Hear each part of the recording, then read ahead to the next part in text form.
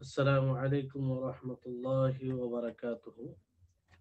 إن الحمد لله نحمده ونستعينه ونستغفره ونعوذ بالله من شرور أنفسنا وسيئات أعمالنا. من يهده الله فلا مضل له ومن يضلله فلا هادي له. وأشهد أن لا إله إلا الله وحده لا شريك له وأشهد أن محمدا عبده ورسوله. أما بعد.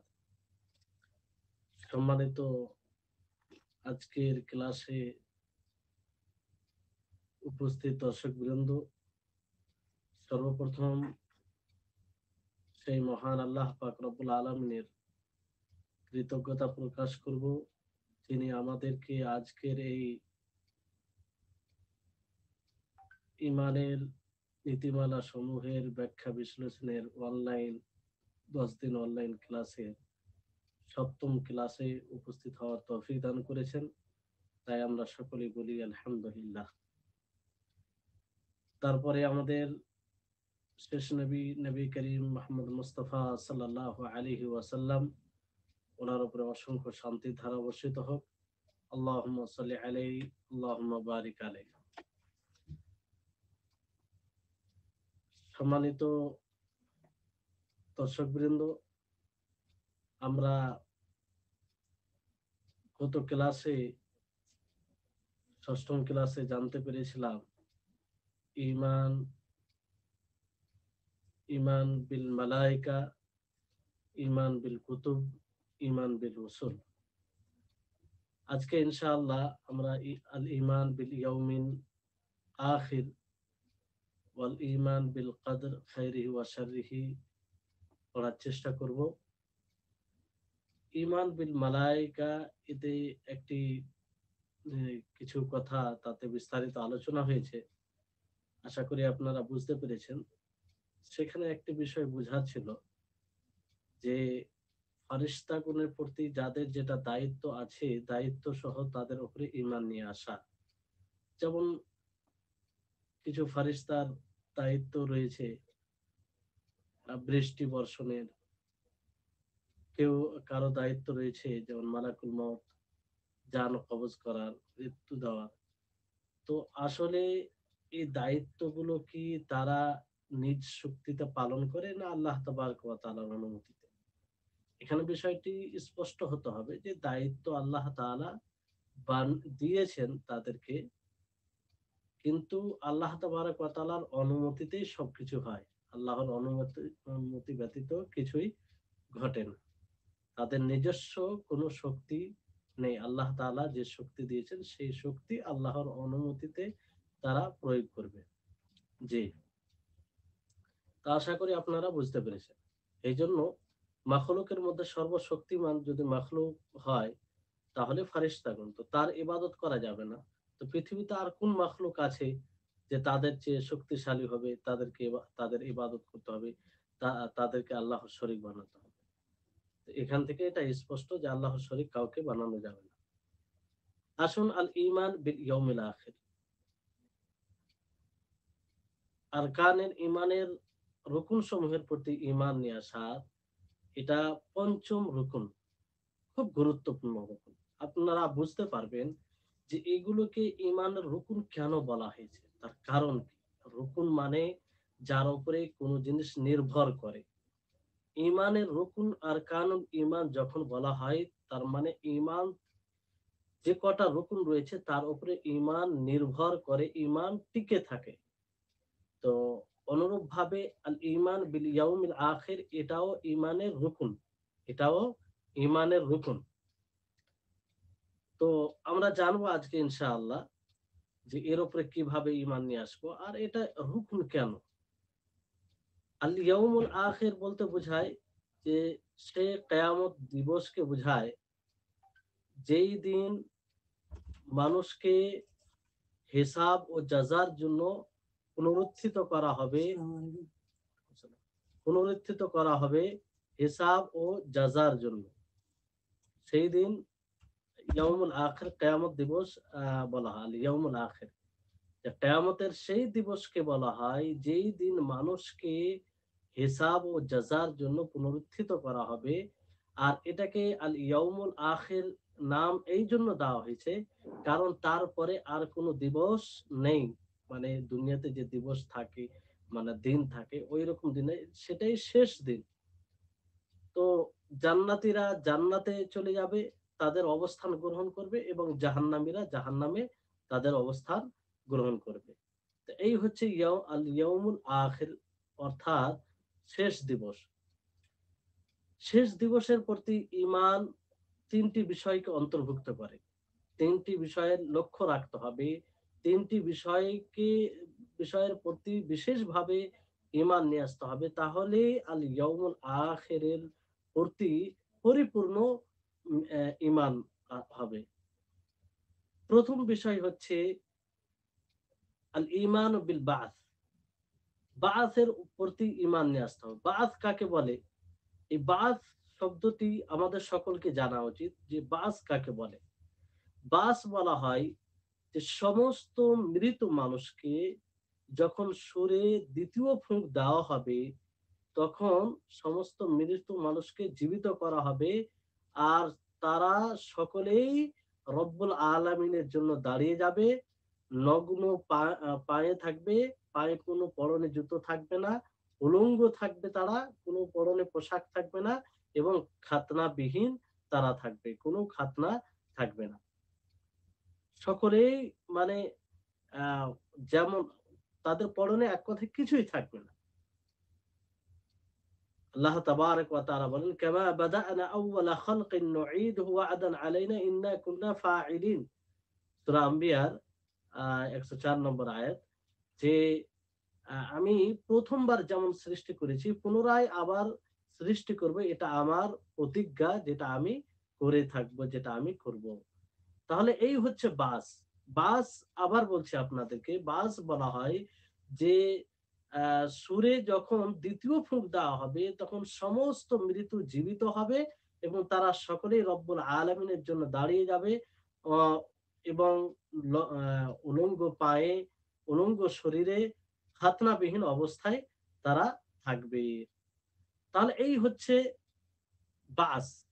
এই বাসের প্রতি সকলকে ঈমান নিয়ে আসতে হবে।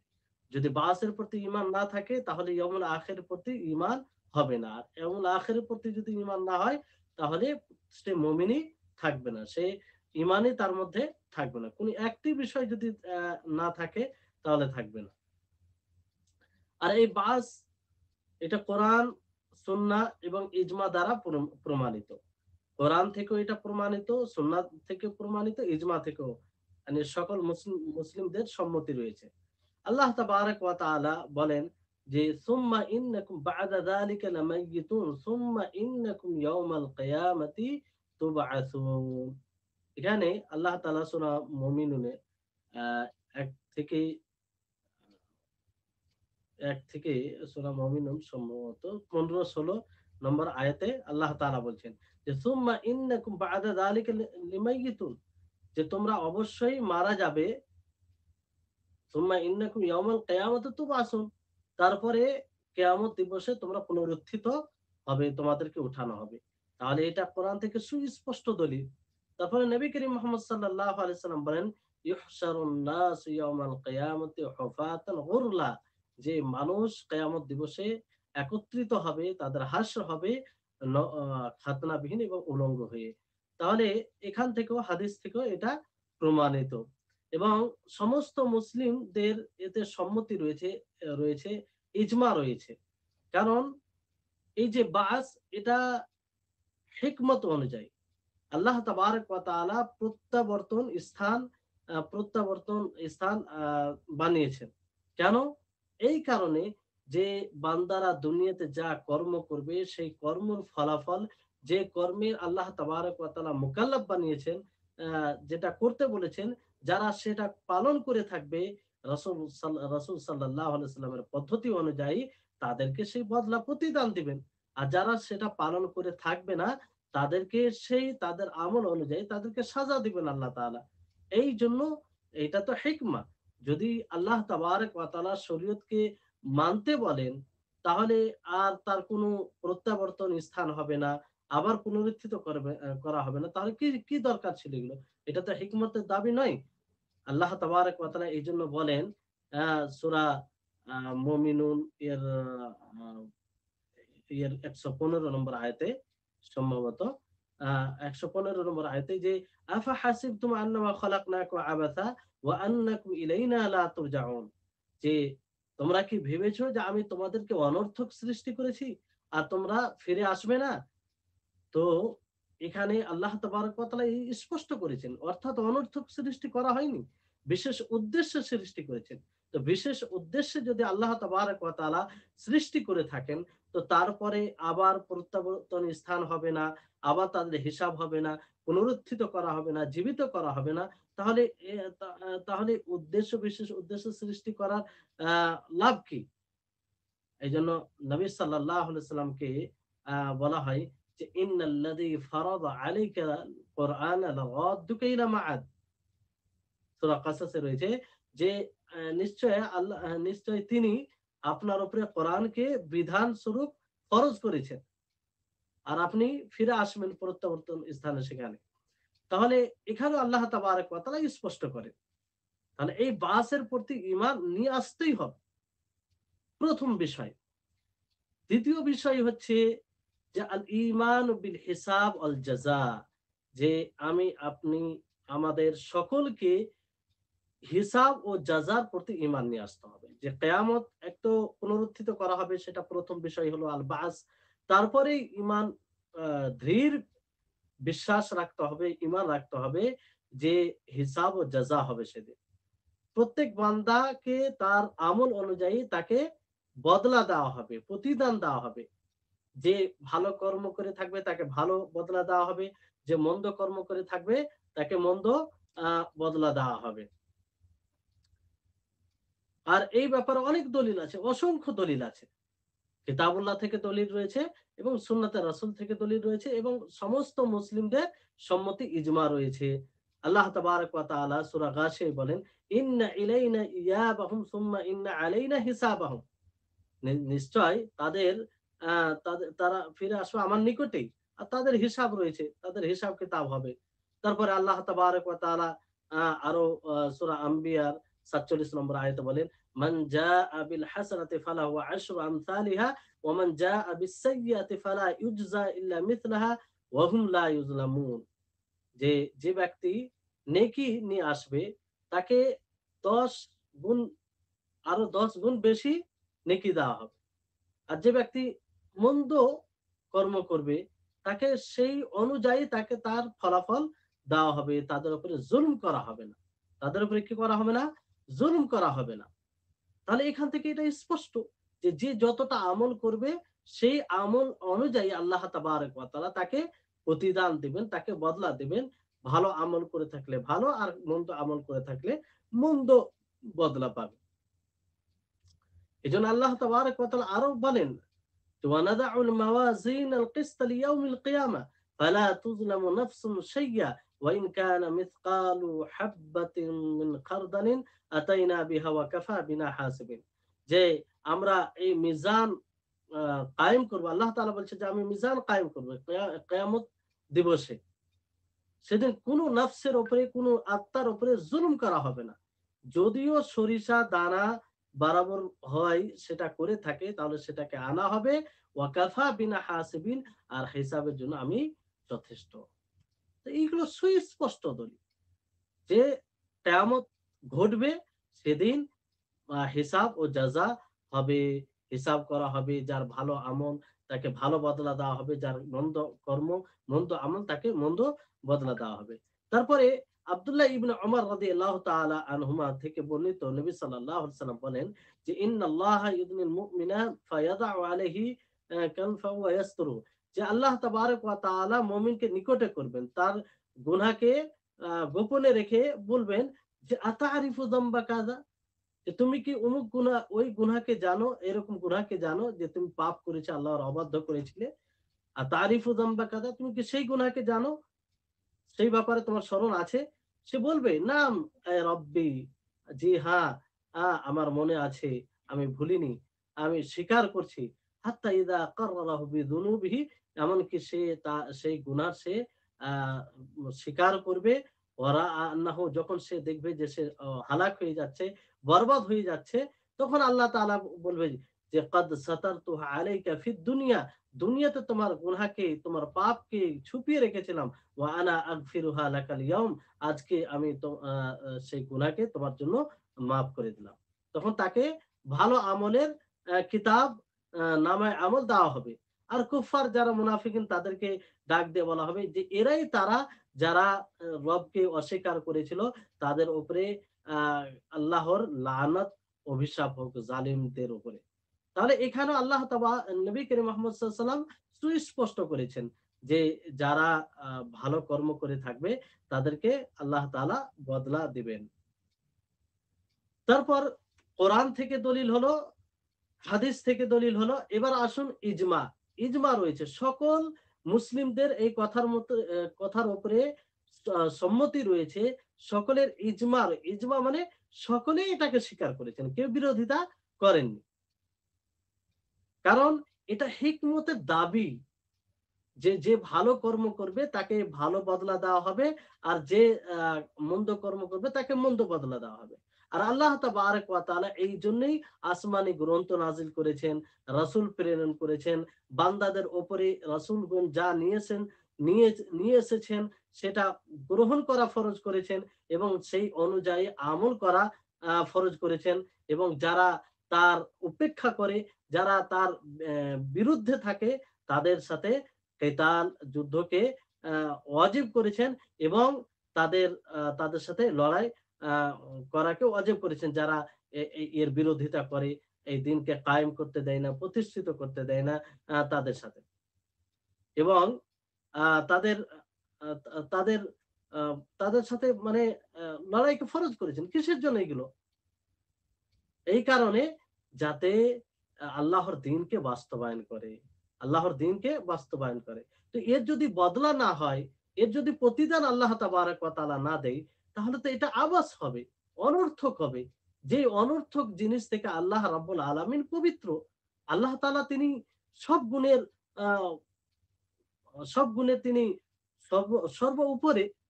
তাহলে তিনার দ্বারা অনর্থক কাজ কি করে হতে পারে? এটা কখনো হতে পারে না। এইজন্য আল্লাহ তাআলা নবী, রাসূল, আম্বিয়া সবকিছু পাঠিয়েছেন এই কারণে। এইজন্য আল্লাহ তাবারাক ওয়া তাআলা এদিকে ইশারা করেন, বলেন আল্লাহ তাআলা যে ফালা নাসআলান্নাল্লাযীনা উরসিলা ইলাইহিম ওয়ালা নাসআলান্নাল মুরসালিন, যে আমি যাদের নিকটে রাসূল প্রেরণ করেছি তাদেরকেও জিজ্ঞাসা করব এবং রাসূলদেরকেও জিজ্ঞাসা করব। ফালা নাকুসান্না আলাইহিম বিইলমিন, যে আমি ইলম সহ তাদেরকে বর্ণনা করেছি। ওয়ামা কুননা গায়িবিন, আমি অনুপস্থিত ছিলাম না। তাহলে সূরা আরাফের ৬ নম্বর আয়াত। তাহলে বিষয়টি হচ্ছে যে দ্বিতীয় যেটা বিষয় যার উপরে ঈমান নিয়ে আসতে হবে সেটা হচ্ছে যে জাযা ও হিসাব। প্রথমে বাসের প্রতি ঈমান নিয়ে আসতে হবে। তার দলিল দেওয়া হলো কিতাবুল্লাহ ও সুন্নাতে রাসূল এবং ইজমা থেকে। তে দ্বিতীয় হচ্ছে যে সেই বাস হওয়ার পরে, পুনরুত্থিত করার পরে এই হিসাব ও জাযা হবে। এর উপরে ঈমান নিয়ে আসতে হবে। সেটার দলিল দেওয়া হলো কিতাবুল্লাহ ও সুন্নাতে রাসূল এবং ইজমা থেকে। তৃতীয় বিষয় যেটা লক্ষ্য রাখতে হবে সেটা হচ্ছে যে জান্নাত ও জাহান্নামের প্রতি বিশ্বাস রাখতে হবে। জান্নাত ও জাহান্নামের প্রতি। যে সেই জান্নাত ও জাহান্নাম চিরস্থায়ী মানে বাসস্থান, চিরস্থায়ী ঠিকানা মাখলুকের জন্য। হয় কেউ জাহান্নামী, হয় সে জান্নাতি হবে, মাখলুক যেকোনো মাখলুক, প্রত্যেকটা মাখলুক হয় জাহান্নামী হবে, না হয় জান্নাতি হবে। যারা ভালো কর্ম, যারা ঈমান অবস্থায় জীবন যাপন করেছে তাদের ঠিকানা জান্নাত হবে। আর যারা উপেক্ষা করেছে, আল্লাহর অবাধ্যতা করেছে, শরীয়তকে মানেনি, তাদের ঠিকানা জাহান্নাম হবে। তো সেই জান্নাত ও জাহান্নামের উপরে বিশ্বাস রাখতে হবে। সম্মানিত দর্শকবৃন্দ, এগুলো খুব গুরুত্বপূর্ণ। এই বিষয়গুলো মজবুত না হওয়ার কারণে আজকে যে আমরা বড়, বড় পরিশ্রম করে বড় অঙ্কের অর্থ খরচ করে থাকি, অথচ কোনো কাজে আসে না। কেন জানেন? তার কারণ হচ্ছে এটাই। তার কারণ হচ্ছে এটাই যে আমরা এই মূল বিষয়গুলো মজবুত করিনি। একজন মানুষের যদি ইয়মে আখিরাতের প্রতি, বাসের প্রতি, যে আবার আমাদেরকে জীবিত হতে হবে, জীবিত করা হবে, আর হিসাব কিতাব হবে, তারপর জান্নাত জাহান্নাম রয়েছে, ভালো মানুষদের জন্য জান্নাত আর খারাপ মানুষদের জন্য জাহান্নাম, এগুলোর উপরে যদি বিশ্বাস না থাকে, আপনি তাকে যতই বলেন জান্নাতের কথা, যতই বলেন আপনি জাহান্নামের কথা, তার কোনো কাজে আসবে না। তার জীবনে কোনো পরিবর্তন ঘটবে না। আর আজকে তাই হচ্ছে। আমরা রাসূলের দোহাই দিয়ে, আল্লাহর দোহাই দিয়ে, এমনকি তাকে সরাসরি বলা হচ্ছে যে আল্লাহ তাবারাক ওয়া তাআলা বলেছেন, রাসূল বলেছেন, তা সত্ত্বেও তার হৃদয়ে কোনো সাড়া দেয় না। কেন এটা? এটা এই কারণে যে তারা এগুলো মজবুত করেন, তারা বিশ্বাসই রাখে না। তারা ঈমানই নিয়ে আসেনি। যেইভাবে ঈমান রাখা উচিত সেইভাবে তারা ঈমান রাখে না। ফলে তাদেরকে আল্লাহর বাণী বলে, আল্লাহর কালামের কথা বলে, রাসূলের কথা বলে বলা হয়, তারপরে তারা গুরুত্ব দেয় না। এইজন্য সর্বপ্রথম আমাদের জন্য জরুরি হবে যে মানুষ এগুলোর উপরে বিশ্বাস করুক। মানুষ এগুলোর উপরে ঈমান নিয়ে আসুক। আমাদের সর্বপ্রথম এগুলোর উপরে পরিশ্রম হওয়া উচিত। বারবার এগুলো আলোচনা হওয়া উচিত। এইজন্য নবী করিম মুহাম্মদ সাল্লাল্লাহু আলাইহি ওয়াসাল্লামের প্রথম জীবনে, মক্কী জীবনে যদি আমরা দেখি, তো নবী সাল্লাল্লাহু আলাইহি ওয়াসাল্লাম এগুলোর পিছনেই পরিশ্রম করেছেন। যাতে এগুলোর উপরে বিশ্বাস করে, দৃঢ় বিশ্বাস করে, সন্দেহের কোনো অবকাশ না থাকে। কিন্তু বড় দুঃখের বিষয় যে আমরা এইগুলোকে মজবুত না করে বিভিন্ন রকমের আমরা প্রোগ্রাম করি। তাতে বেশ যেরকম ফলাফল হওয়া উচিত সেটা হয় না। তাহলে জান্নাত ও জাহান্নামের প্রতি ঈমান নিয়ে আসতে হবে। জান্নাত কি জিনিস, জাহান্নাম কি জিনিস, এটা জানতে হবে। জান্নাত হচ্ছে সেই নেয়ামতের জায়গা, নেয়ামতের বাসস্থান, যেই জান্নাতকে আল্লাহ তাবারাক ওয়া তাআলা মুমিন, আল্লাহ তাআলার পরেজগার বান্দাদের জন্য তৈরি করেছেন, যারা দুনিয়াতে আল্লাহর প্রতি ঈমান নিয়ে এসেছেন, যার উপরে ঈমান নিয়ে আসা আবশ্যক, তার উপরে ঈমান নিয়ে এসেছেন, আর আল্লাহ তাবারাক ওয়া তাআলার ইতাআত অনুসরণ করেছেন, তার রাসূলের অনুসরণ করেছেন, এবং আল্লাহর দ্বীনকে তারা তার জন্য খালিস করেছেন। রাসূলের পদ্ধতি অনুযায়ী ইবাদত করে তার জন্যই দ্বীনের উপরে আমল করেছেন, তাদের জন্য এই জান্নাতকে তৈরি করা হয়েছে। তাহলে একটা মানুষের ঠিকানা ২ জায়গায়। হয় তার ঠিকানা জান্নাতে হবে, না হয় জাহান্নামে হবে। তো সে যদি দৃঢ় বিশ্বাস রাখে যে আমার মৃত্যুর পরে না হয় আমি যদি ভালো কর্ম করি তাহলে আমার ঠিকানা জান্নাত হবে। আর যদি আমি মন্দ কর্ম করি, শরীয়ত অনুযায়ী জীবন যাপন না করি, তাহলে আমার ঠিকানা জাহান্নাম হবে। তা এই কথার উপরে যদি বিশ্বাস থাকে, তো বলেন সে ভালো কর্ম করবে না? ভালো কর্ম করবে না? অবশ্যই সে করবে। কিন্তু এর উপরে যদি বিশ্বাস না থাকে, এর উপরে যদি ঈমান না থাকে, তাহলে সে কি করে আমল করবে? কারণ তার মধ্যে তো বিশ্বাসই নেই। তার মধ্যে ঈমানই তো নেই। এইজন্য সর্বপ্রথম উচিত হবে যে এগুলোর প্রতি আ বিশ্বাস করতে হবে। অন্ধ অনুসরণ করতে হবে এগুলোতে। অন্ধ বিশ্বাস যাকে বলা হয়। আর এটা অন্ধ বিশ্বাস, অন্ধ ঈমান বলতে যে এটা বিবেক বিরোধী তা নয়। আমাদের বিবেক সম্মত এগুলো জিনিস। যে আল্লাহ তাবারাক ওয়া তাআলা সৃষ্টি করেছেন একটা বিশেষ লক্ষ্য উদ্দেশ্য নিয়ে, সেই লক্ষ্য উদ্দেশ্যকে যে বাস্তবায়ন করবে তার জন্য জান্নাত নেয়ামতের জায়গা রয়েছে। আর যে বাস্তবায়ন করবে না তার জন্য জাহান্নাম, যেটা আ গজবের জায়গা, আল্লাহ তাবারাক ওয়া তাআলার শাস্তির জায়গা। সেই জান্নাত সম্পর্কে বলা হয়েছে যে মা লা আইনুন রাআত, যে এমন সেটি জান্নাত হবে যেটা কোনো চক্ষু দেখেনি। ওয়ালা উযুনা সামিআত, না কোনো কর্ণ শুনেছে।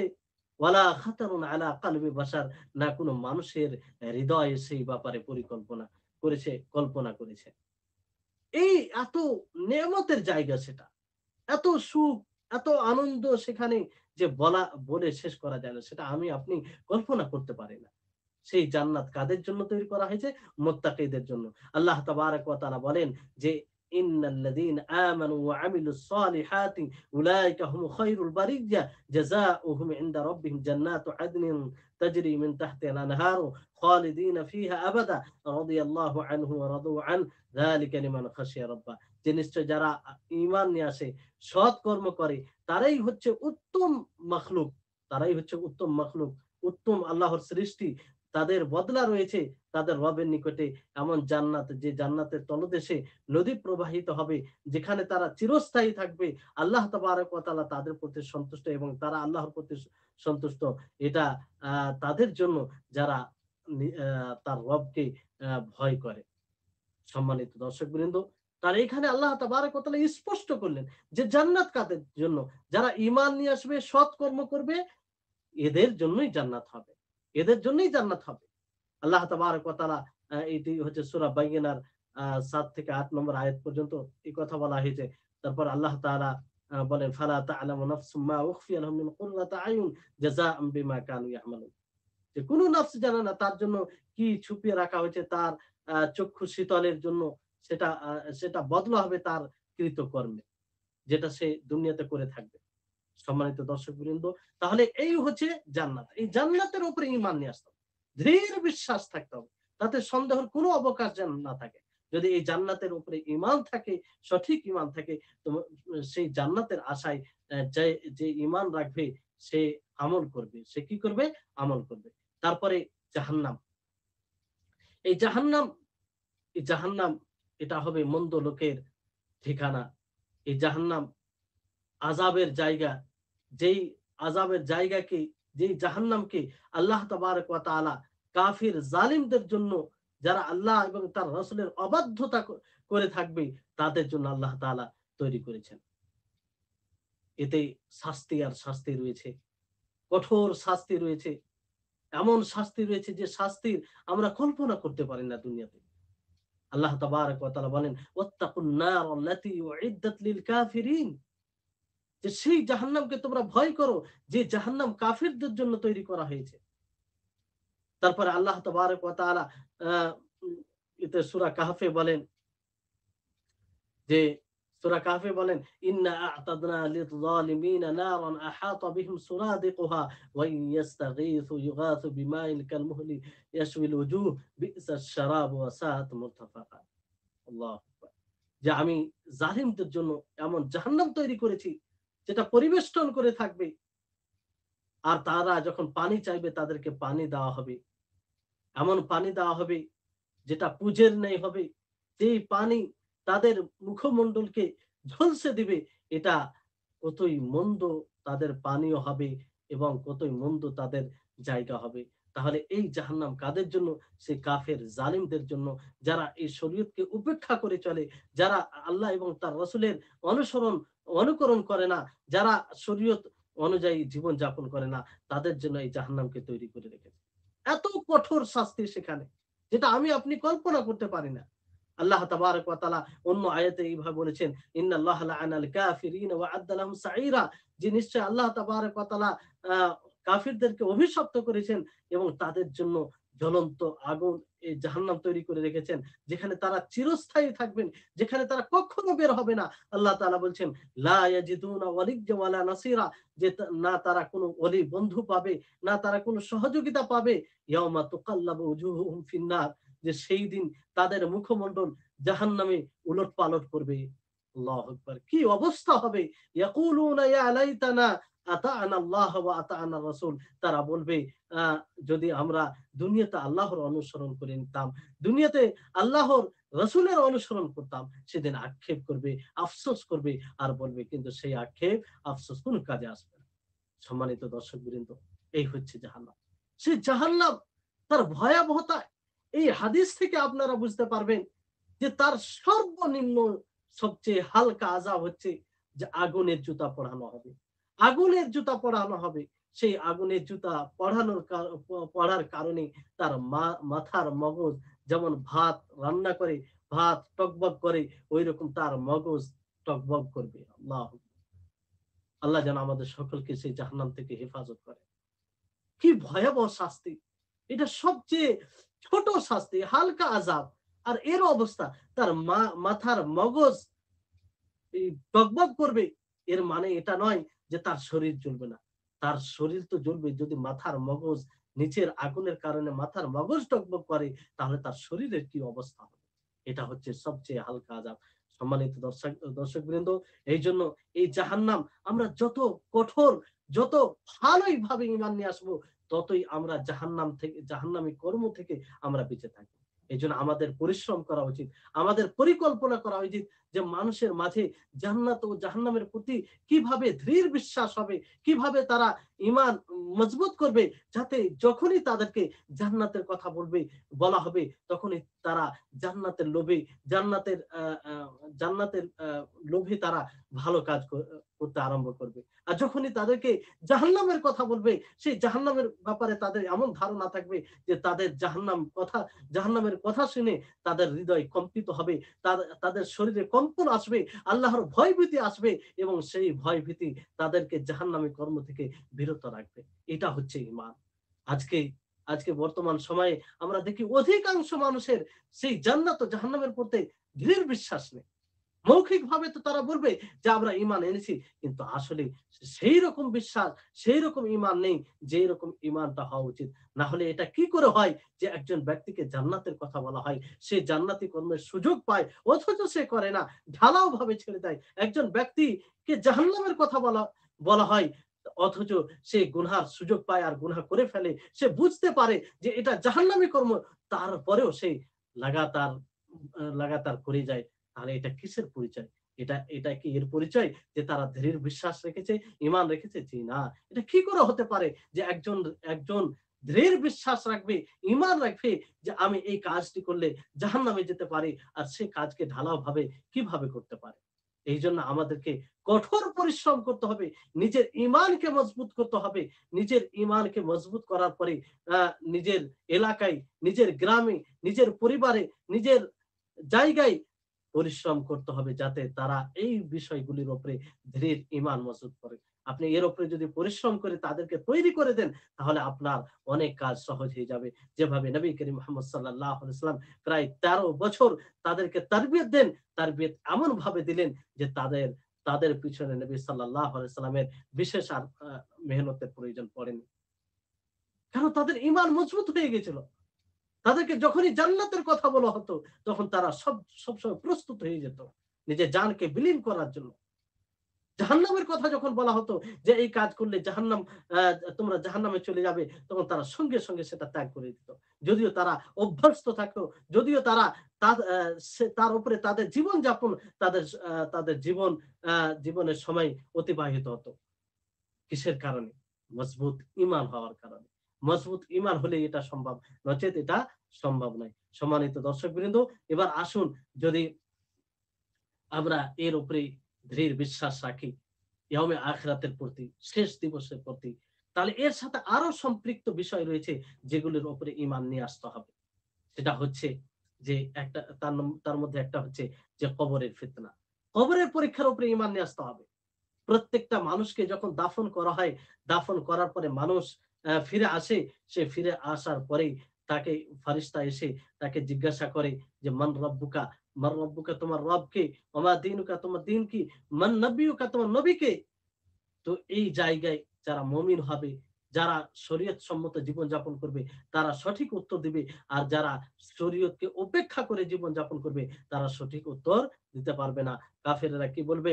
যে, "হা, হা লা আদরি" হায়, হায় আমি কিছু জানি না। আর মুনাফিক যারা থাকবে তারাও উত্তর দিতে পারবে না। আর মুমিনরা কি বলবে? সঙ্গে, সঙ্গে বলবে যে, "আমার রব হচ্ছে আল্লাহ, রব্বি আল্লাহ, ওয়া দীনি আল ইসলাম। আমার দিন হচ্ছে ইসলাম, ওয়া নবিয়্যি মুহাম্মদ আমার নবী হচ্ছে মুহাম্মদ সাল্লাল্লাহু আলাইহি ওয়াসাল্লাম।" কারণ সে দুনিয়াতে এইভাবেই জীবন যাপন করেছে। আর এটা এমন জিনিস নয় যে আপনি আ মুখস্থ আছে উত্তর দিয়ে দিবেন জি না তা নয়। বরং এটা আপনার নির্ভর করে আপনার আমলের উপরে। আপনি যেভাবে জীবন যাপন করবেন সেই ভিত্তিতে আপনি উত্তর দিতে পারবেন। আপনি যদি কোরআন হাদিস, আপনি যদি এই দুনিয়াতে রাসূলের পরিচয় লাভ করে তার পদ্ধতি অনুযায়ী ইবাদত করে থাকেন, আর আল্লাহর পরিচয় লাভ করে আল্লাহর ইবাদত করে থাকেন, আল্লাহর দাসত্ব করে থাকেন, তার সাথে কাউকে শরীক করে না থাকেন, আর ইসলামের পরিচয় লাভ করে আপনি ইসলামের বিধানের সামনে নিজেকে আত্মসমর্পণ করেন আল্লাহর জন্য, তাহলে এইভাবে যদি জীবন যাপন করে থাকেন তাহ এ আ তারপরে আপনি সঠিক উত্তর কবরে দিতে পারবেন। সম্মানিত দর্শকবৃন্দ, এবার আসুন ২য় বিষয় যার উপরে ঈমান নিয়ে আসতে হবে যে কবরে আযাব এবং কবরের নেয়ামতের উপরে ঈমান নিয়ে আসতে হবে। কবরে আযাব, ১ম এ যে কবরের পরীক্ষা, যে সেই পরীক্ষা যে ভালো ফলাফল পাবে, যে উত্তর দিতে পারবে সে নেয়ামতে থাকবে, আর যে উত্তর দিতে পারবে না সে শাস্তিতে থাকবে। এর উপরে দৃঢ় বিশ্বাস রাখতে হবে।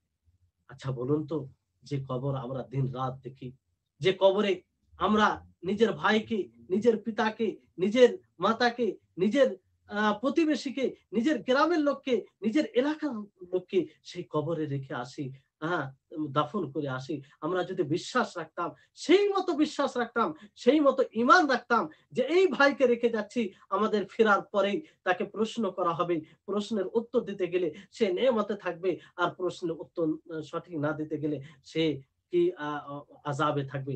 বলুন, আমাদের হৃদয়ে কি ভয় আসতো না? আমরা কি সেই কবরে ভালো থাকার জন্য সৎ আমল করতাম না? ভালো হয়ে চলতাম না? অবশ্যই চলতাম। কিন্তু বড় দুঃখের বিষয় যে এর উপরে আমরা সেই রকম ভাবে ঈমান নিয়ে আসতে পারিনি। যার কারণে আমরা কবরকে দেখার পরে, কোন ভাইকে দাফন করার পরেও আমাদের ঈমানে আমাদের ঈমানে সতেজতা আসে না, বৃদ্ধি পায় না, এবং আল্লাহকে ভয় করি না। পূর্বের অনুযায়ী আমরা জীবনযাপন করি। তো সম্মানিত দর্শকবৃন্দ, তাহলে মুনাফিক যারা হবে, কাফির হবে, তারা সেই কবরে আযাবে থাকবে। আল্লাহ তাবারাক ওয়া তাআলা আ সূরা সূরা আনামের ৯৩ নম্বর আয়াতে বলেন যে, ওয়ালাউ তারা ইয যালিমুনা ফি গামারাতিল মাউতি ওয়াল মালায়েকাতু বাসিতু আইদিয়াহুম আখরিজু আনফুসাকুম আল ইয়াওমা তুজজাউনা আযাবাল হুনি বিমা কুনতুম তাকুলু আলা আল্লাহি গায়রাল হক ওয়া কুনতুম আন আয়াতিহি তাস্তাকবিরুন। এখানে সুস্পষ্টভাবে আল্লাহ তাআলা বলেছেন যে তাদেরকে আজ, অর্থাৎ এই কবরে, সেখানে অসম্মানজনক তাদেরকে শাস্তি দেওয়া হবে। লাঞ্ছিত, অপমানিত করে তাদেরকে শাস্তি দেওয়া হবে। তারপরে আল্লাহ তাবারাক ওয়া তাআলা সূরা গাফিরের ৪৬ নম্বর আয়াতে বলেন যে, আন-নারু ইউরাদুনা আলাইহা গুদুওয়া ওয়া আশিয়্যা ওয়া ইয়াওমা তাকুমুস সাআতু আদখিলু আলা ফিরআউনা আশাদ্দাল আযাব। যে জাহান্নাম তাদের নিকটে সকাল সন্ধ্যা পেশ করা হবে। কিয়ামত আর কিয়ামত আ সংগঠিত হবে। আ ফিরআউনের বংশকে কঠিন, ফিরআউন ও ফিরআউনের আ আ সহযোগী ফিরআউনের বংশধরকে কঠিন শাস্তিতে প্রবেশ করানো হবে। সম্মানিত দর্শকবৃন্দ, তাহলে এখান থেকে এটা স্পষ্ট হচ্ছে যে কবরের আযাব হবে। কবরের আযাব এটা কঠিন। আল্লাহ নবী মুহাম্মদ সাল্লাল্লাহু আলাইহি ওয়াসাল্লাম বলেছেন, সহিহ মুসলিমে রয়েছে যে, ফালাউলা আল্লা তাদাফানু লাদাআউতুল্লাহ আন ইউসমিআকুম মিন আযাবিল কবরি আল্লাযী আসমা'ু মিনহু সুম্মা আকবালা বিওয়াজহি ফাকাল। আল্লাহ নবী বলেন যে, যদি আমি যে কবরের শাস্তির আওয়াজ শুনতে পাই, তোমরা যদি শুনতে পাও, তোমরা যদি শুনতে পাও, আ তাহলে তোমরা দাফন করতে না। দাফন করতে না, এইভাবেই তোমরা ছেড়ে দিতে। কত ভয়ংকর শাস্তি হয় যে তার আওয়াজ শুনলে তোমরা এটা দাফন করা ছেড়ে দিতে। তারপর আল্লাহ নবী নিজের চেহারাকে আ সামনে করে বললেন যে, তোমরা জাহান্নাম থেকে আল্লাহর আশ্রয় চাও। তারা সকলেই, সাহাবায়ে কেরাম বলছে যে, আমরা আশ্রয় চাইলাম জাহান্নামের আযাব থেকে। এইভাবে আল্লাহর নবী বললেন যে, কবরের আযাব থেকে আশ্রয় চাও। তারা কবরের আযাব থেকে আশ্রয় চাইলেন, এবং আল্লাহ আরো বললেন যে, প্রকাশ্য ও গোপনীয় যেগুলো ফিতনা রয়েছে সেগুলো থেকে তোমরা আল্লাহর আশ্রয় চাও। তারা সেটাই করলেন, আশ্রয় চাইলেন এইভাবে। তাহলে এই হাদিস থেকেও এটা সুস্পষ্ট হয় যে কবরে আযাব হবে। আল্লাহ যেন আমাদের সকলকে কবরের আযাব থেকে বাঁচিয়ে রাখেন। সম্মানিত দর্শকবৃন্দ, কি ভয়ংকর দৃশ্য হবে, যেখানে কোনো সহযোগী থাকবে না, যেখানে আমার আপনার সাথে কেউ থাকবে না, একাকী থাকবো। সেখানে ফারিস্তা এসে জিজ্ঞাসা করবে। সেখানে একমাত্র সহযোগী কে হবে?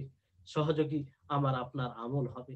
আমরা যদি সঠিক আমল করে যাই, সঠিকভাবে আল্লাহর এবং তার রাসূলের আনুগত্য, আল্লাহর সামনে নিজেকে আত্মসমর্পণ এই দুনিয়াতে করে থাকি, তাহলে সেই দিন আমার মুখ থেকে সঠিক উত্তর বের হবে, এবং সেই নেয়ামতে আমরা থাকার সুযোগ পাবো। নচেৎ সেখানে কোনো সুযোগ নেই। সম্মানিত দর্শকবৃন্দ, এইজন্য আমাদের সকলকে ভাবতে হবে। তারপরে কবরের আযাব, কবরে যেমন আযাব হবে, শাস্তি হবে, অনুরূপভাবে কবরে নেয়ামত রয়েছে। যারা মুমিন, সাদিকিন, সত্যবাদী হবে, তারা নেয়ামতে থাকবে। আল্লাহ তাবারাক ওয়া তাআলা বলেন, সূরা আ আল্লাহ তাবারাক ওয়া তাআলা বলেন যে, ইন্নাল্লাযীনা ক্বালু রাব্বুনাল্লাহ সুম্মা ইসতাকামু তাতানাজ্জালু আলাইহিমুল মালায়েকা আল্লা তাখাফু ওয়া লা তাহজানু ওয়া আবশিরু বিল জান্নাতিল্লাতী কুনতুম তুআদুন। যে নিশ্চয় যারা বলে যে আমাদের রব আল্লাহ, তারপরে তারা ধীর থাকে, অবিচল থাকে, তাদের উপরে ফেরেশতা অবতীর্ণ হয়। আর বলে যে তোমাদের ভয়ের কোনো কারণ নেই। চিন্তার কোনো বিষয় নেই। তাদেরকে জান্নাতের সুখবর দেওয়া হয়, সুসংবাদ দেওয়া হয়, যেটা তাদের ওয়াদা করা হয়েছে। সম্মানিত দর্শকবৃন্দ, এইভাবে আরো বহু আয়াত রয়েছে, যে আয়াতে আল্লাহ তাবারক ওয়া তাআলা বলেছেন যে মুমিন যারা, তারা কবরে গিয়ে নেয়ামতে থাকবে। হাদিস রয়েছে যে বারা বিন আযিব রাদিয়াল্লাহু তাআলা আনহু থেকে বর্ণিত, নবী সাল্লাল্লাহু আলাইহি সাল্লাম বলেন যে যখন আ মুমিনকে কবরে দাফন করা হবে, তো 2 ফারিস্তা কবরে আসবেন। ইউনাদি মুনাদিম মিনাস সামা আন সাদাকা আবদি, আসমান থেকে আওয়াজ, একজন যে আওয়াজ দিবে যে আমার বান্দা সত্য বলেছে, ফাআফরিশুহু মিনাল জান্নাহ, তার জন্য জান্নাতের বিছানা বিছিয়ে দাও। ওয়া আলবিসুহু মিনাল জান্নাহ, জান্নাতের পোশাক পরিধান করিয়ে দাও। ওয়াফতাহু লাহু বাবান ইলাল জান্নাহ, এবং তার জন্য জান্নাতের দরজা উন্মুক্ত করে দাও। ক্বালা ফায়াতিহি মির রূহিহা ওয়া তিবিহা, তখন কি হবে? সেই জান্নাত থেকে সুগন্ধি আসবে, এবং তার ভালো তার সুগন্ধ আসবে, এবং সে ভালো নেয়ামতে থাকবে, এবং তার জন্য তার কবরকে, তার দৃষ্টিশক্তি যতদূর যায় ততদূর পর্যন্ত তার কবরকে প্রশস্ত করে দেওয়া হবে। আল্লাহ যেন আমাদের সকলকে এর অন্তর্ভুক্ত করে।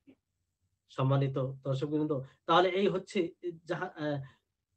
জাহান্নামে জান্নাতে কবরের নেয়ামত, কবরের নিয়ামত। আচ্ছা বলুন, যে কখন কিয়ামত সংঘটিত হবে? কিয়ামত পর্যন্ত আমি আপনি যদি ভালোভাবে আমল করে না যেতে পারি, কবরের ফিতনায় যদি সঠিকভাবে উত্তর না দিতে পারি পরীক্ষায়, তাহলে কিয়ামত পর্যন্ত এই আযাব চলতে থাকবে। কিয়ামত পর্যন্ত আযাব হবে। তারপরে তো তারপরে অবস্থান তো ভালো হবে নাই। যেহেতু ১ম ধাপে আমরা ফেল করে যাব, তারপরেও আযাব হবে। কত কষ্টকর সময় হবে। কিভাবে আমরা সেটা অতিবাহিত করব, এটা কল্পনা করা যায় না। এজন্য আল্লাহর নিকটে বেশি, বেশি করে কবরের আযাব থেকে আল্লাহর আশ্রয় চান। আল্লাহর আশ্রয় চান। এজন্য আল্লাহ নবী বারবার বলেছেন যে তাউযু মিন আযাবিল কবর, যে তোমরা কবরের আযাব থেকে, তাউযু বিল্লাহি মিন আযাবিল কবর, কবরের আযাব থেকে আল্লাহর আশ্রয় চাও। এজন্য মানুষ যখন মারা যায়, তার জন্য কিয়ামত ঘটে যায়। তার জন্য শুরু হয়ে যায়। সম্মানিত দর্শকবৃন্দ, এবার আসুন যে আমরা ইয়াউমে আখিরাতের প্রতি যদি বিশ্বাস রাখি, ঈমান নিয়ে আসি, এর ফলাফল কি?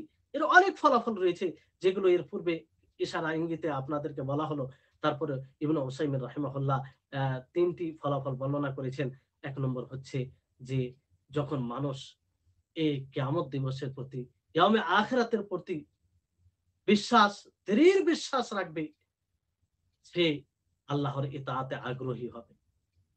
তার একটা প্রেরণা আসবে, উৎসাহ আসবে, এবং সওয়াবের আশায়, আল্লাহর সন্তুষ্টির আশায় সে আমল করবে। সে জানবে আমি তো এর বদলা পাবো। সম্মানিত দর্শকবৃন্দ, তারপরে আরো একটা বিষয় মনে রাখতে হবে, যে কিয়ামতে আরো অনেক কিছু বিষয় রয়েছে। যেমন পুলসিরাত রয়েছে, যেমন আপনার কাউসারের পানি পান করানো হবে, সেটা রয়েছে। তারপরে তারাজু কায়েম হবে, সেটা হবে। এগুলো সবগুলোর উপরে ঈমান নিয়ে আসতে হবে। ইয়াউমে আখিরাত বলতে এগুলো সবগুলোর উপরে ঈমান নিয়ে আসতে হবে। তো এগুলোর উপরে যদি ঈমান থাকে, তাহলে আমরা আমলে আগ্রহী হব। আমল বেশি, বেশি করে করব। কারণ আমরা যখন জানবো যে আমার আমল ওজন করা হবে, তো আমাদের এটা ধারণা থাকবে, কিংবা আমরা চেষ্টা করব যে আমরা এতটা আমল করি, যার ফলে আমাদের আমলের পাল্লা ভারী হয়ে যায়। তারপরে ২য় যেটা ফলাফল, সেটা হচ্ছে যে আমরা আল্লাহর ভয়ে সেই ইয়াউমে আখিরাতের যে শাস্তির সম্মুখীন হতে হবে, বারজাখি জীবনে যে শাস্তির সম্মুখীন হতে হবে, সেই আযাবের, সেই শাস্তির ভয়ে আমরা আল্লাহর অবাধ্যতা থেকে বিরত থাকব। আল্লাহর অবাধ্যতা করব না, পাপ করব না, গুনাহ করব না, বিরত থাকব। যখনই আমরা কোন পাপ, কোন শরীয়ত বিরোধী কাজ করতে যাব, তখনই আমাদের হৃদয়ে এটা সাড়া দিবে যে না, এই কাজ করতে গেলে আমাকে কবরের আযাবের সম্মুখীন হতে হবে। এই কাজ করতে গেলে ইয়াউমে আখিরাত, সেদিন আযাবের সম্মুখীন হতে হবে, এবং হিসাব ও জাযা যে রয়েছে, সেই দিন আমি যদি মন্দ কর্ম করি, তাহলে এই মন্দ ফলাফল পাবো, আমি শাস্তির সম্মুখীন হব। আর যদি ভালো কাজ করি, এই কাজটা ত্যাগ করে দিই আল্লাহর জন্য, তাহলে আল্লাহ তাআলা আমাকে এর পুরস্কার দিবেন। তখন সে কি করবে? যে সেই গুনার কাজটি ছেড়ে দেবে। সম্মানিত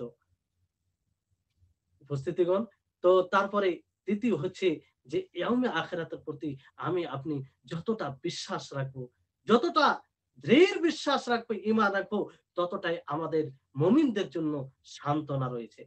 যে দুনিয়াতে অনেক কিছু রয়েছে, অনেক জিনিস রয়েছে যেগুলো ছুটে যায়, যেগুলো আশা করেও পাই না। কিন্তু আমরা যদি সেই ইয়াউমে আখিরাতের প্রতি, শেষ দিবসের প্রতি বিশ্বাস রাখি, ঈমান নিয়ে আসি, তাহলে একরকম সান্ত্বনা আসবে যে এই দুনিয়াতে পেলাম না। ঠিক আছে, আমরা যদি শরীয়তকে মেনে চলি তাহলে আল্লাহ তাবারাক ওয়া তাআলা আমাদেরকে জান্নাত দিবেন। যেই জান্নাতে কোন প্রকারের নেয়ামতের ঘাটতি থাকবে না।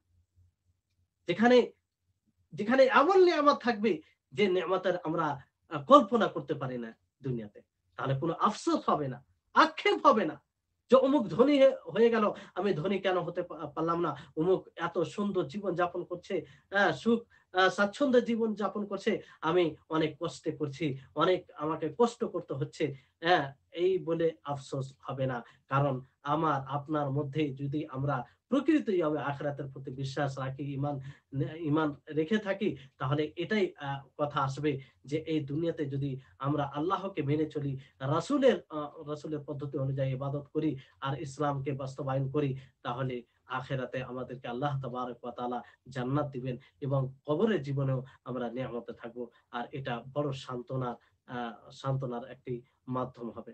সম্মানিত দর্শকবৃন্দ, এবার আসুন যে এই কবরের আযাবকে অনেকেই অস্বীকার করেছে। কবরের আযাবকে অনেকে অস্বীকার করেছে। তাদের যে ধারণার কারণে তারা অস্বীকার করেছে, একদম তাদের ধারণা ভুল।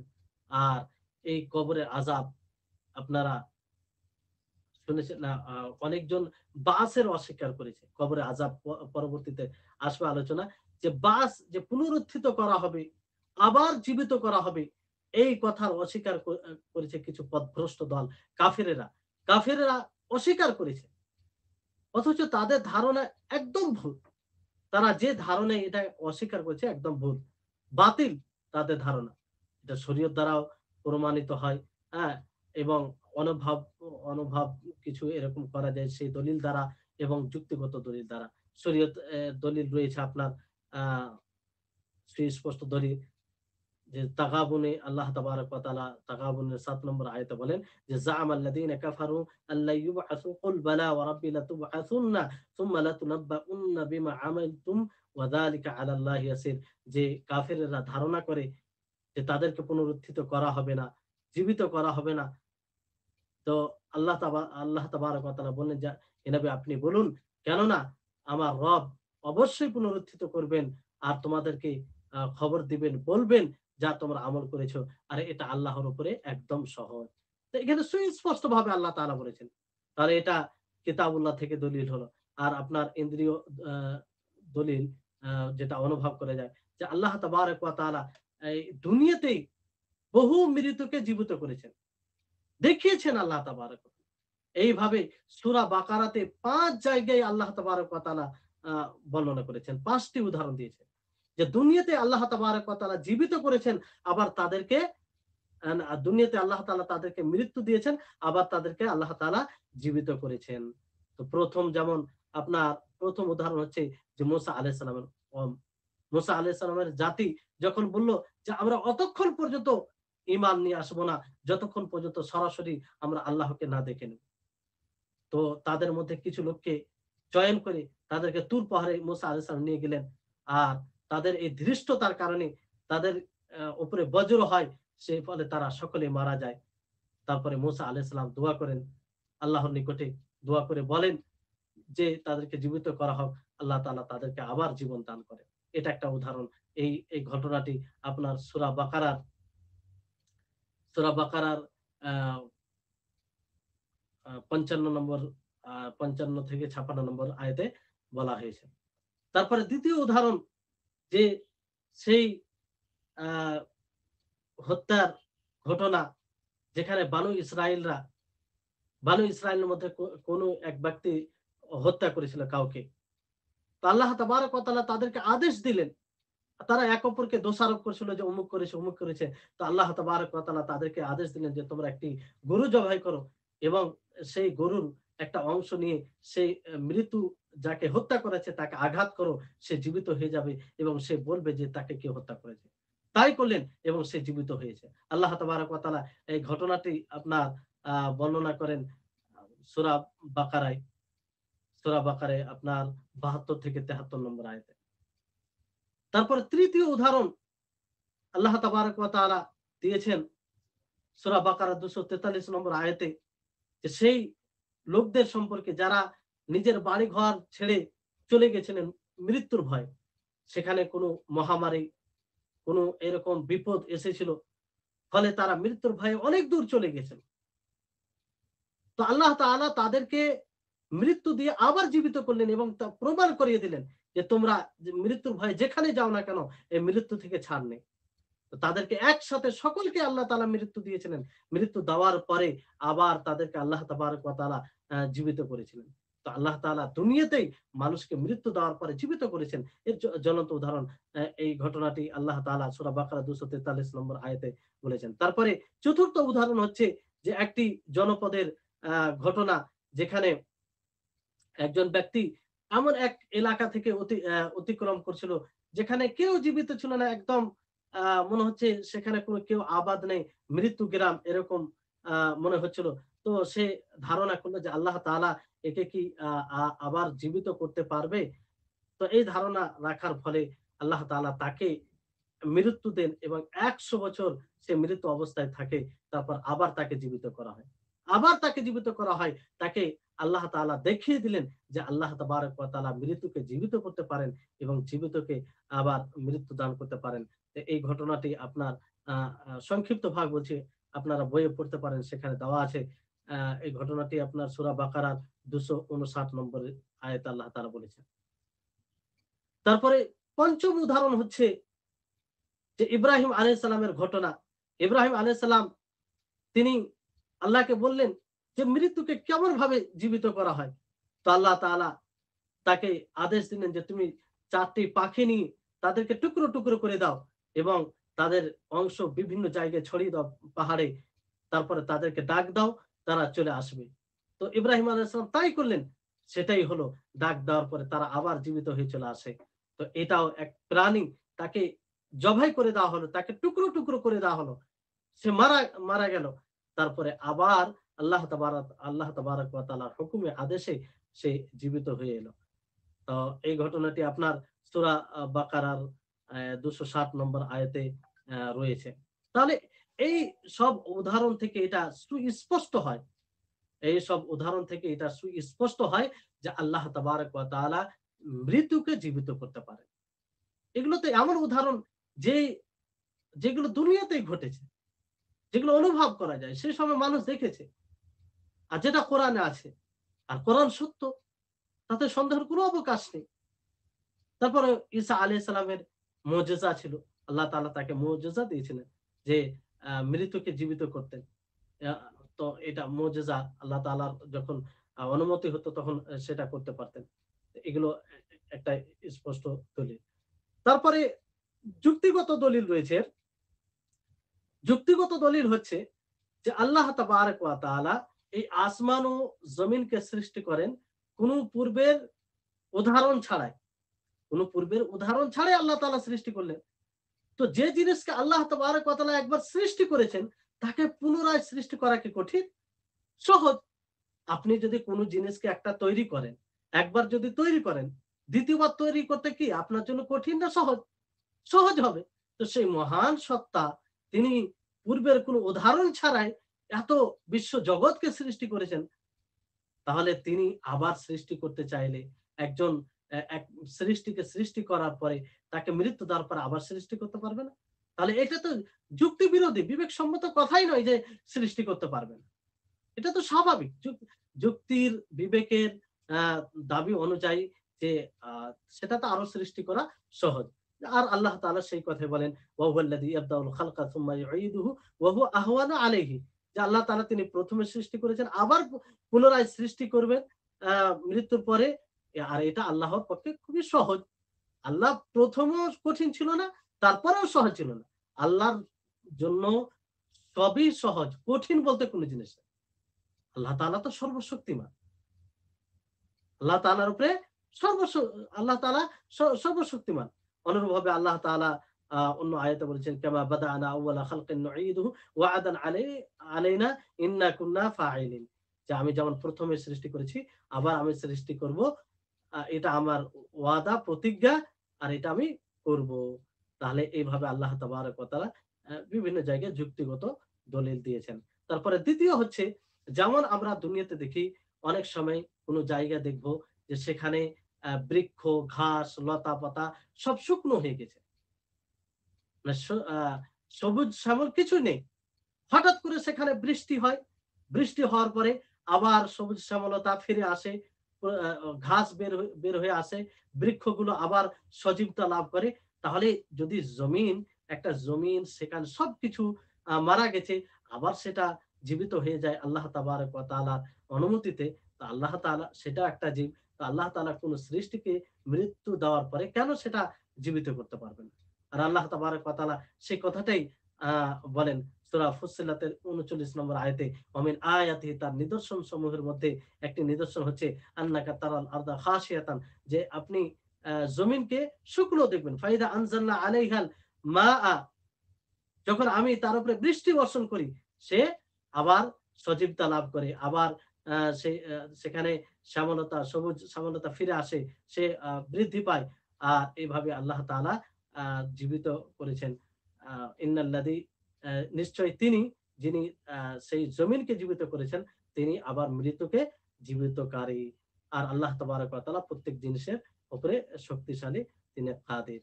তাহলে এখান থেকেও স্পষ্ট হচ্ছে। তাহলে শরীয়ত যুক্তিগত দলিল দ্বারা এটা প্রমাণিত হচ্ছে, এবং আ যুক্তিগত দলিল যেটা, দুটো কারণ বলা হলো আপনাদেরকে। তারপরে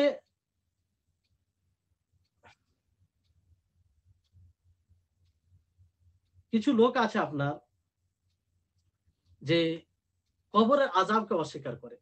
কবরের আযাবকে অস্বীকার করে। যে কবরের আযাব বলতে কিছু নেই। আর এটা করতে গিয়ে তারা পথভ্রষ্ট হয়েছে। ইসলাম থেকে তারা বের হয়ে গেছে। কবরের আযাব নেয়ামতকে আ অস্বীকার করে তারা। তাদের ধারণা এটা, যে এটা বাস্তব বিরোধী। মানে আসল যেটা তারা দেখছে তার বিরোধী।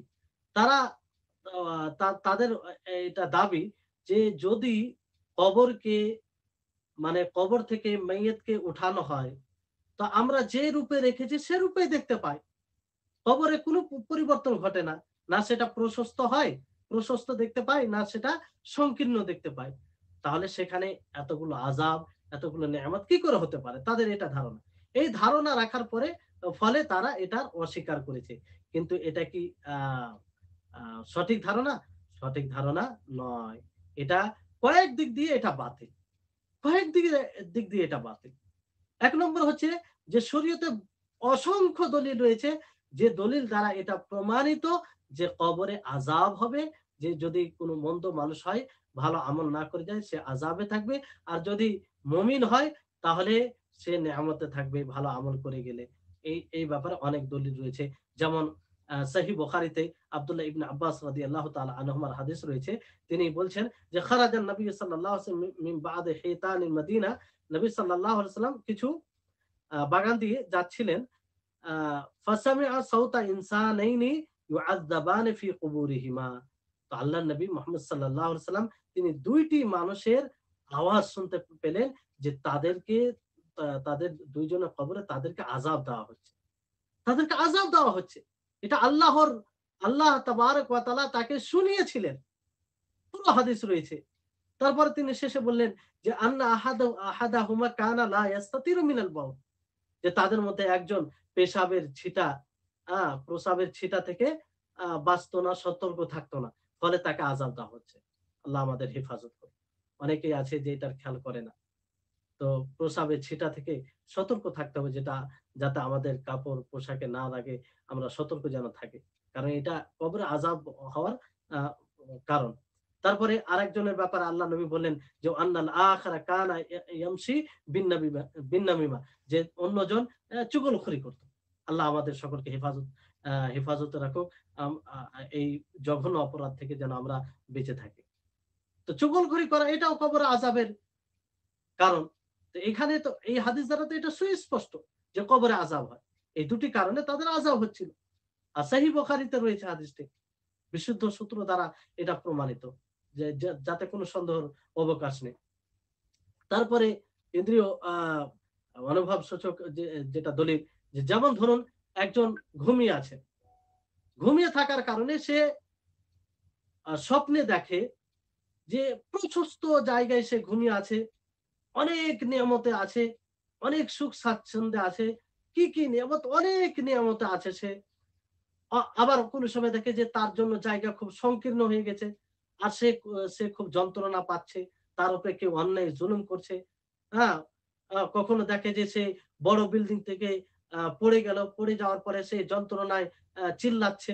এরকম হয়। হঠাৎ করে যখন সে জেগে যায়, জাগার পরে দেখছে যে সে বিছানায় শুয়ে আছে। কিছুই পরিবর্তন দেখতে পায় না। তো এটা যদি স্বপ্নের মাধ্যমে এটা হওয়া সম্ভব হয়, স্বপ্নে এরকম মনে হয় যে সে বড় বিল্ডিং থেকে পড়ে গেল আর সে যন্ত্রণায় চিল্লাচ্ছে, অথচ ঘুম ভেঙে যাওয়ার পরে তার কোনো কিছু পরিবর্তন দেখতে পায় না। কিন্তু সে স্বপ্নে তার যন্ত্রণা অনুভব করে। আর অনুরূপভাবে অনেক সময় দেখে যে অনেক নিয়ামতে রয়েছে, অনেক নিয়ামতে রয়েছে। কিন্তু ঘুম ভাঙার পরে আর কিছুই দেখতে পায় না। প্রশস্ত জায়গা রয়েছে। ঘুম ভাঙার পরে সেই যে যেমন জায়গায় শুয়েছিল তেমন সেই জায়গাটা দেখতে পায়। তাহলে এটা যদি ঘুমের কারণে, মানে ঘুমে এতে হয় এরকম, তো যে আ ঘুমটাকেও একটা ছোট মৃত্যু বলা হয়েছে। তো যে আসল মৃত্যু হওয়ার পরে কবরের জীবনে কি এটা হওয়া সম্ভব নয়? এটা অবশ্যই সম্ভব। যেন আল্লাহ তাবারাক ওয়া তাআলা কি বলেন?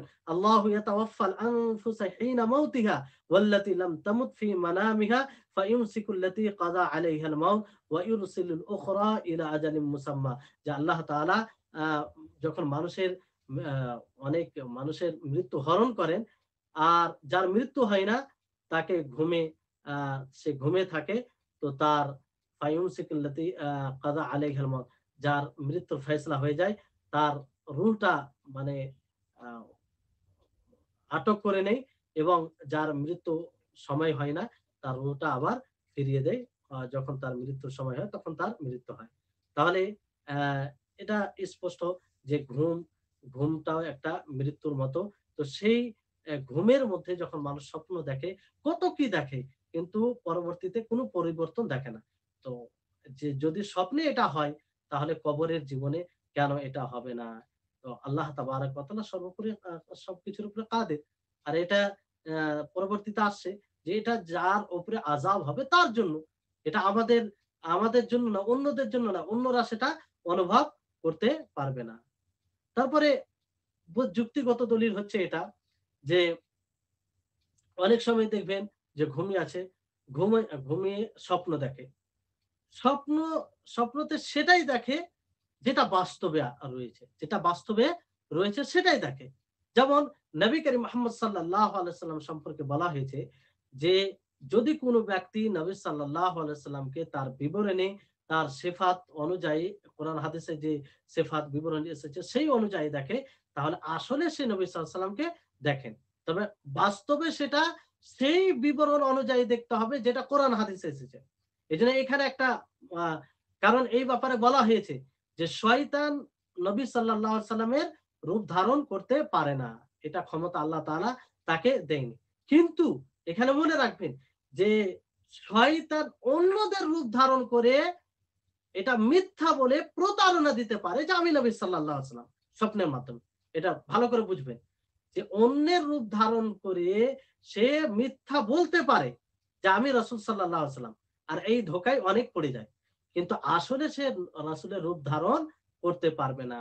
স্বপ্নের মাধ্যমে আসলে রাসূলের রূপ ধারণ সে করতে পারবে না। কিন্তু অন্যের রূপ ধারণ করে মিথ্যা কথা বলতে পারে। আর এটার আ ধোঁকার শিকার অনেকেই হয় যে তাকে যে অনেকেই দেখবেন যে বলে যে আমি রাসূল সাল্লাল্লাহু আলাইহি সাল্লামকে দেখেছি। তো তাকে বলা হয় যে ভাই রাসূলের বিবরণটা কি একটু বলো তো? তিনার দাড়ি কেমন ছিল? তিনার চেহারা কেমন ছিল? তিনার শরীর কেমন ছিল? আ কোরআন হাদিসে তার বিবরণ কি এসেছে? তখন সে বলতে পারে না। যে স্বপ্নতে যেমন দেখেছে সে তেমন বলে, আর সেটা কোরআন হাদিসের সাথে মিল খায় না। তাহলে সে শয়তানকে দেখেছে। আসলে কাকে দেখেছে? শয়তানকে দেখেছে।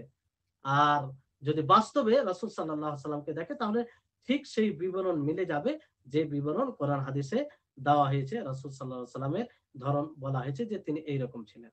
তাহলে বিষয়টি হচ্ছে এরকম। তো এখানে বলা উদ্দেশ্য হচ্ছে এটা, যদি স্বপ্নের মাধ্যমে বাস্তবটাকে দেখে থাকে, বাস্তবটাকে দেখা সম্ভব হয়, অথচ সে রুমেই থাকে, বিছানায় থাকে, হ্যাঁ? তারপরে দুনিয়াতে থাকে, তারপরে সে আসল বাস্তবটাকে দেখে ফেলে। যেমন রাসূল সাল্লাল্লাহু আলাইহি সাল্লামের ব্যাপারে বলা হয়েছে যে কেউ যদি স্বপ্নে তার প্রকৃত বিবরণে কোরআন হাদিস অনুযায়ী দেখে, তো আসলে সে নবীকেই দেখে। আসলে সে নবীকেই দেখে।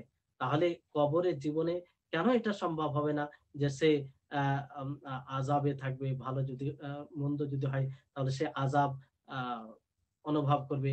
আর যদি সে ভালো হয় তাহলে সে আ নেয়ামতে থাকবে কিংবা নেয়ামত অনুভব করবে, নেয়ামতে থাকবে এক কথায়।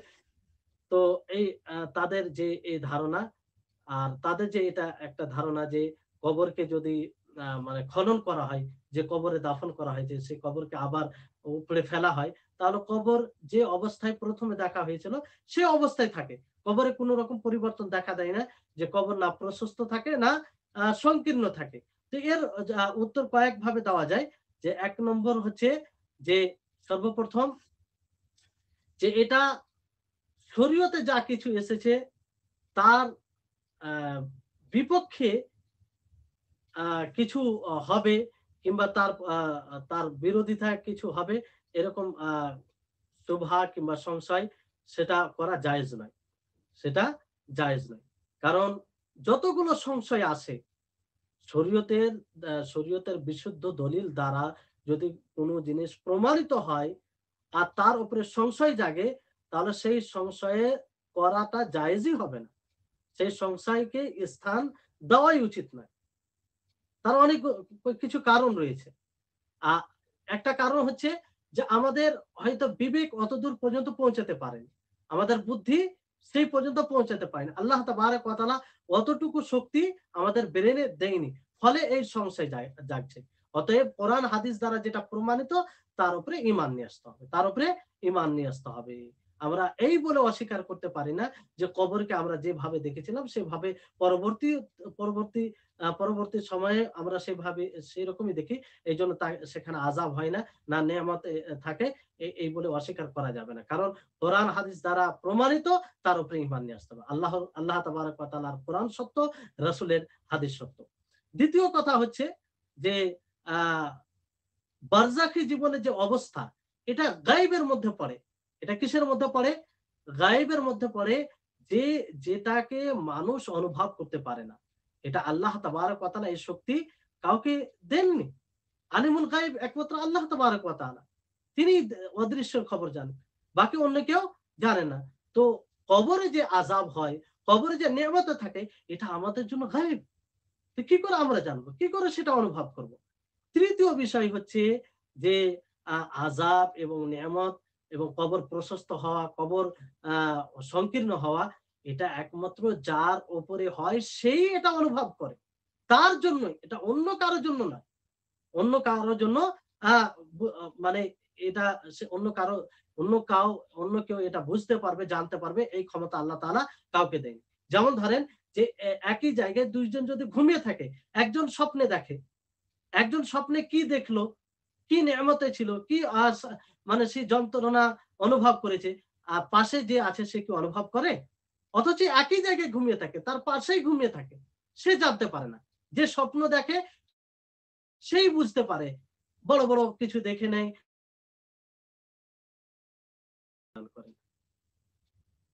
তো ঠিক আছে, আজকের মতো ক্লাস শেষ হচ্ছে। আবার আগামী ক্লাসে ইনশাআল্লাহ সাক্ষাৎ হবে আপনাদের সাথে।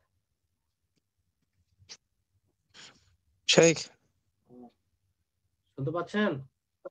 জি জি শেখ, আমার কথা শুনতে পাচ্ছেন?